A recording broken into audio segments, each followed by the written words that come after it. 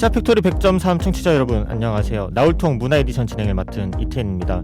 오늘이 나울통 문화 에디션 6회째 방송인데요. 최근 울산시가 2022년 지능형 관광도시 사업 대상지로 선정됐습니다. 울산은 고뇌문화라는 대표 관광 콘텐츠를 중심으로 스마트 관광도시 조성 사업을 추진하겠다고 밝혔는데요. 울산이 문화도시로 나아가려면 울산이라는 지역 특색을 잘 살린 문화 자원을 활용해서 주민의 문화적 삶의 질을 높여주는 것이 중요하다는 생각이 듭니다.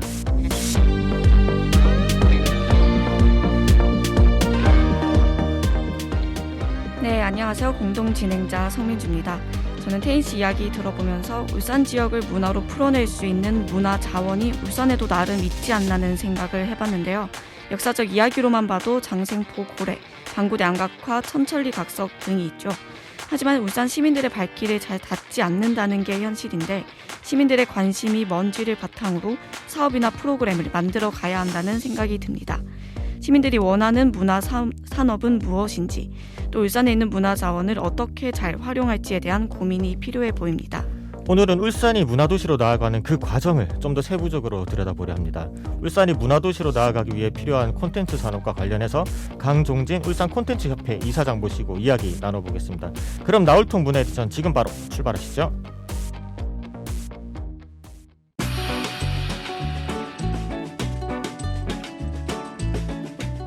예비 문화도시에서 법정 문화도시로 나울통 문화도시 에디션 고고!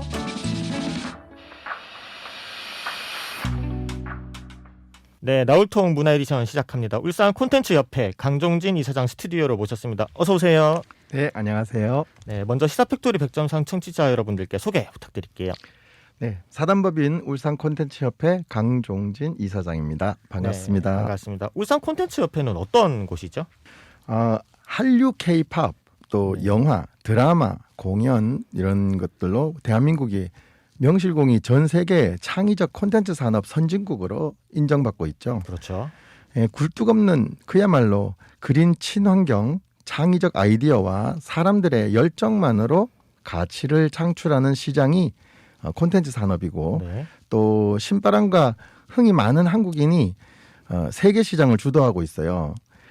우리 울산에서도 미래 창의 산업 또 콘텐츠 시장 생태계를 만들어내고자 문화예술 관광 분야와 ICT 융합 콘텐츠 산업 관련 기업 그리고 단체, 개인들이 함께 뜻을 모아서 작년 중순에 설립한 사단법인입니다. 네. 요즘 주로 추진하고 있는 업무는 울산의 문화 콘텐츠 산업이 활성화될 수 있는 기반을 만들기 위해서 연구 용역도 하고 또 실증 사업, 그럼 정책 재원, 국비 유치 이런 것들을 하기 위한 기획과 수행을 하는 활동을 하고 있습니다. 네, 알겠습니다. 네, 그럼 본격적인 질문으로 들어가 볼게요. 작년 12월에 문화체육관광부가 울산시를 제4차 예비문화도시로 선정했습니다. 아마 문화에 관심이 많아서 아실 텐데요. 울산이 60년간 제조업 도시를 벗어던지고 문화도시로서 도약하는데 이 문화도시 울산에 대해서 어떻게 생각하세요? 네, 우리 울산 시민들이 문화도시 울산에 대한 열망은 아주 오래전부터 있어 왔습니다. 네. 전쟁 후에 그 국가 재건을 위한 이 막중한 임무를 떠안은 도시가 되는 바람에 문화 분야로 눈을 돌릴 틈이 없었어요. 그렇죠. 그러다 보니까 울산은 이 밤문화 또 술문화 이런 그 3교대 노동자들이 지친 시민들의 그 피로를 푸는 유일한 여가 문화가 돼버리고 말았는데요. 50년 만에 그래도 문화도시의 필요성과 절실함의 문이 열리기 시작하고 있지 않나 이렇게 생각을 합니다. 이번에 울산시에서 꿈꾸는 문화공장이라는 그 주제로 문화도시 조성 계획을 마련을 해서 예비문화도시로 선정되었는데요. 올해 예비 사업을 잘 수행하고 계획을 더욱 탄탄하게 세워서 내년에 법정 문화도시로 선정이 되면 5년간 국비 100억에 지방비 100억 합쳐서 200억 규모의 사업비로 지속 가능한 문화도시로의 지역 발전 산업이 추진될 그런 예정인데요. 네. 설계도 탄탄하고 또 빠진 것도 없이 잘 짜여진 그런 계획이긴 하지만 제가 본 관점에서는 지속 가능할 수 있는 그런 구체적인 방안을 좀 더 보완해야겠다는 생각이 듭니다. 지속 가능한 문화 도시가 되기 위해서는 시민들이 문화를 향유하는 그 낭만을 넘어서 문화를 통한 수익이 창출이 되고 네. 또 직업과 일자리가 만들어져서 지속적으로 또 심도 있게 전문적으로 종사하는 사람들이 사회를 이루는 생태계가 만들어져야 합니다. 그래야 또 수준 높고 열광할 수 있는 그런 국제 경쟁력을 가진 제대로 된 콘텐츠가 만들어지겠죠. 그런 성공적인 콘텐츠와 기업이 있어야 또 창의적인 청년들도 돌아오고 일할 만나는 그런 시장이 된다고 봅니다. 네. 지속 가능할 수 있는 구체적인 방안을 좀 더 보완해야 된다고 말씀해 주셨고요. 네. 그렇다면은 이제 이사장께서 생각하시는 울산 문화도시는 무엇인지 또 따로 청사진이 있으시다면 한번 설명 부탁드릴게요. 문화라는 단어는 사실 어디나 갖다 붙여도 말이 됩니다. 그렇죠. 교통문화, 음식문화, 정치문화, 교육문화 이렇게 말만 붙이면 되는데요. 이 말은 즉 사람들이 살아가는 각 분야의 그 환경 속에 공감대를 만들고 뜻이 모이면서 자연스럽게 문화가 조성이 되는 겁니다. 네. 그 문화가 30년, 50년이 흐르면 자리를 잡게 되고 또 100년, 200년이 흐르면 문명이 된다고 보죠. 그래서 우리 울산이 100년 후에 태화강 유역의 울산 문명이 형성이 된다고 한다면 과연 어떤 모습으로 완성되면 좋을까? 이걸 한번 상상을 해보면 또 그런 그 미래 세계관이 지금 우리가 그려봐야 할 그런 문화도시로 가는 울산의 청사진이 아닐까 생각을 합니다. 네. 그러면 울산은 지금 예비 문화도시로 선정됐지만 법정 문화도시로 나아가야지만 최종 문화도시로 지정이 되잖아요. 네. 어떻게 보면은 이사장께서 그리신 청사진을 이뤄내는 것은 울산이 법정 문화도시로 나아가는 길과 같은 맥락일 텐데 이를 이뤄내기 위해 가장 중요한 것은 무엇이라고 생각하시나요? 네, 아무래도 지속 가능하다는 단어가 굉장히 중요한데요. 네. 누구나 좋아할 수 있는 그런 문화를 만들기 위해서는 문화가 산업으로 나타나야 합니다. 즉 그 문화 활동이 재화를 창출하고 또 관객이나 소비자가 흔쾌히 지갑을 열 수 있어야죠. 그 수익을 통해서 문화 활동이 지속 가능해질 수 있다라고 봅니다.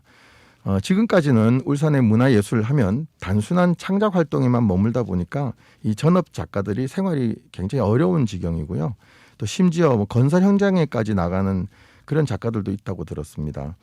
다시 말하면 문화 콘텐츠 산업과 사업화 전략 그리고 또 수익 창출을 위한 비즈니스 모델을 찾아내고 그에 따른 사업 계획서를 쓸 수 있는 문화 개발자, 사업가들이 시장의 중심으로 나와야 하고요.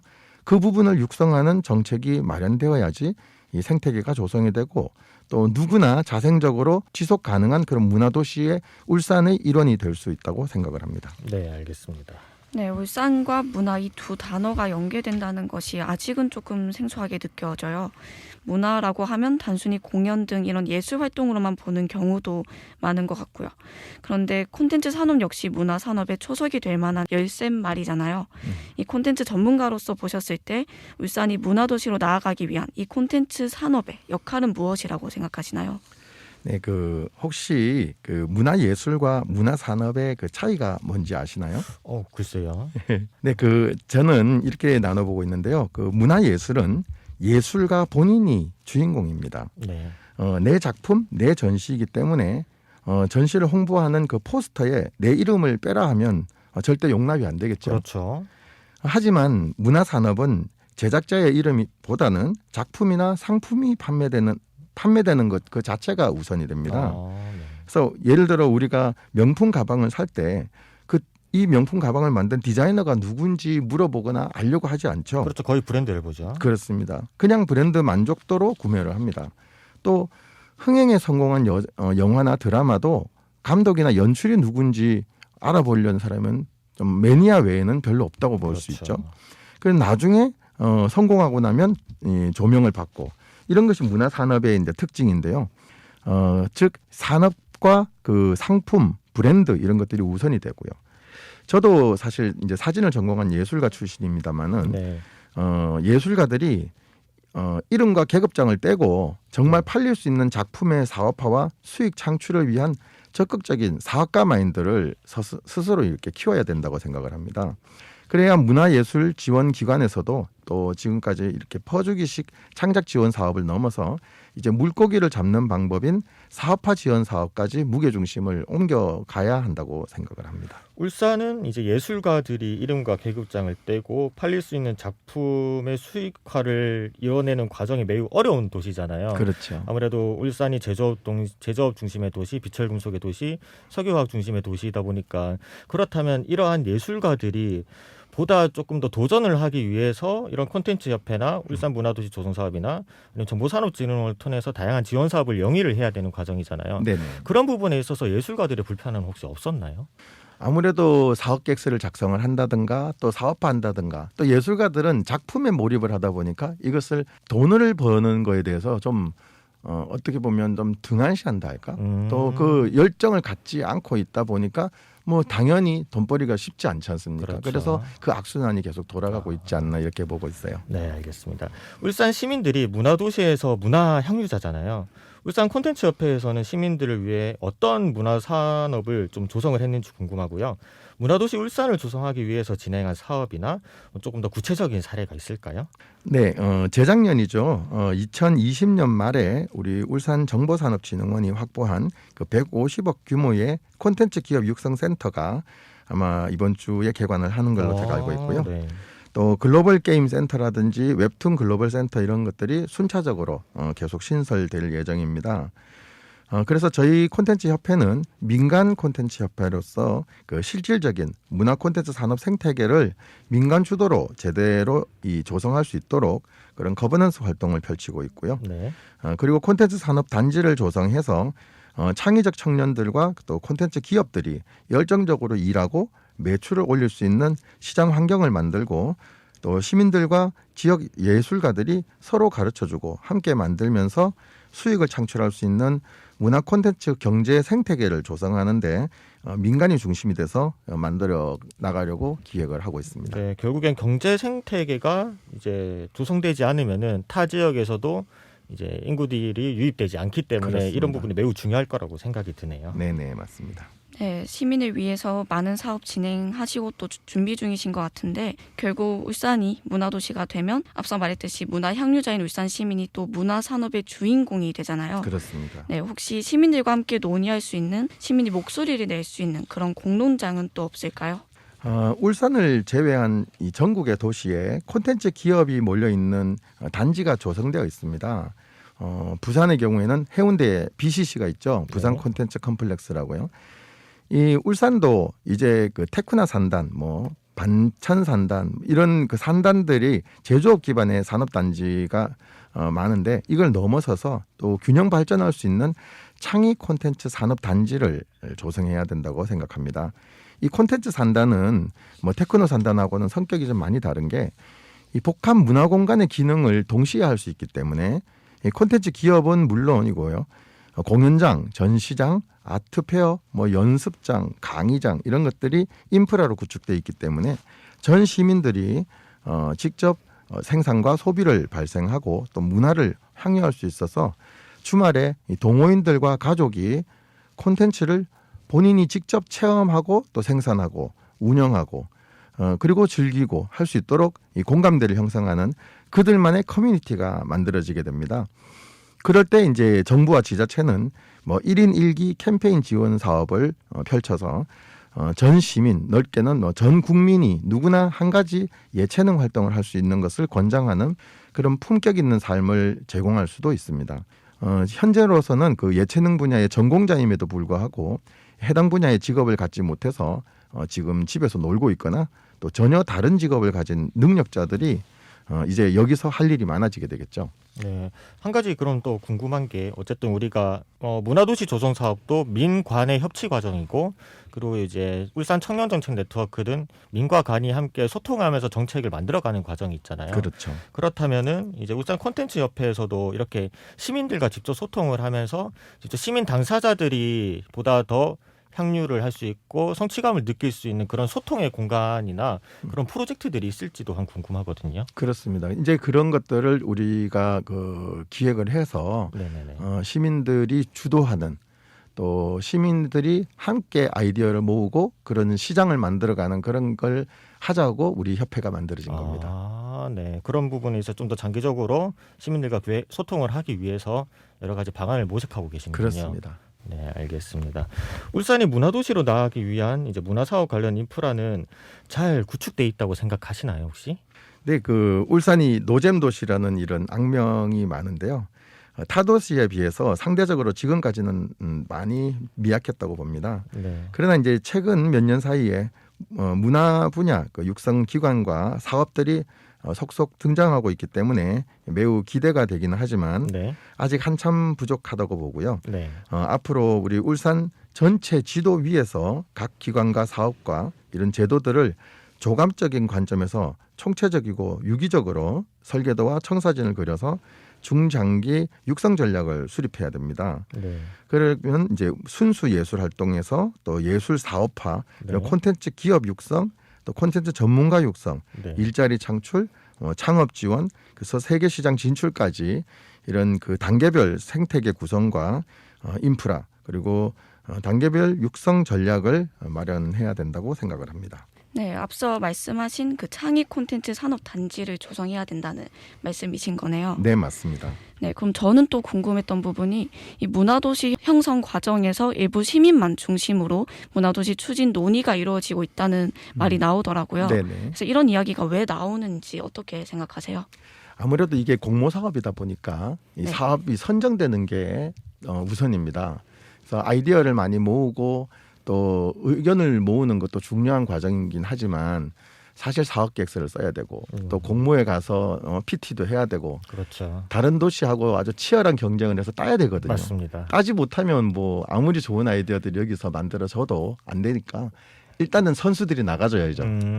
그래서 사업 따가지고 오면 그 다음에 우리가 또 함께 아이디어를 모아서 성장할 수 있는 그런 단계가 되지 않을까. 그리고 또 이런 기회가 울산에 너무 없다 보니까 네. 이제 잠재적인 선수들은 있겠지만 아직 부각된 선수들이 없다 보니까 그런 분들이 이렇게 모집하되 이렇게 쉽지는 않았지 않았나. 그냥 제 추측에는 그런 생각이 듭니다. 네, 알겠습니다. 그러면 울산은 이제 노잼 도시 그리고 문화 불모지다 이런 지적 많이 들어보셨을 텐데요. 네. 이로 인해 청년 탈울산 등 각종 다른 문제도 야기된다는 이야기가 함께 나오고 있습니다. 네. 최근 청년들의 탈울산 속도는 걷잡을 수 없이 빨라지고 있고 울산이 문화도시로 나아가면서 이 문제를 해결할 수 있다고 보시는지도 궁금하거든요. 네.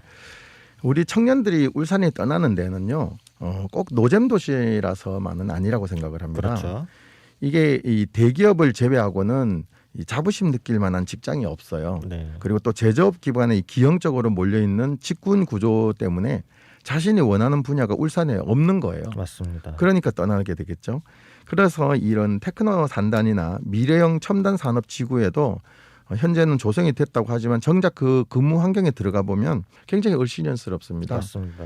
그리고 또 대식당 외에는 점심 먹을 곳이 마땅치 않아서 뭐 그냥 정말 매일 점심 먹는 게 고통스러울 정도로 그런 힘든 이 환경인데 이런 우리 울산은 정말 산과 강과 이 바다가 가까운 그런 장점이 크죠. 그래서 이런 것들을 좀 최대한 살려서 근무 환경이 정말 자랑스러운 회사에서 품위 있게 일하고 또 점심 식사 후에 커피 한 잔 들고 회사 앞에 이 정원을 거닐어 보면 그곳이 우리 태화강 국가정원이에요.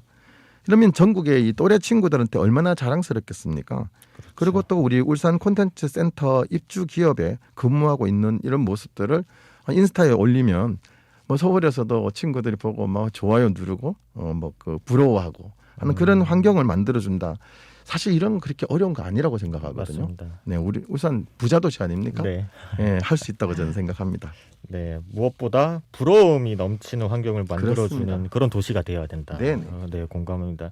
그럼 마지막으로 울산이 문화도시로 나아가기 위해서 전하고 싶은 말씀이 있으시다면 한 말씀 부탁드릴게요.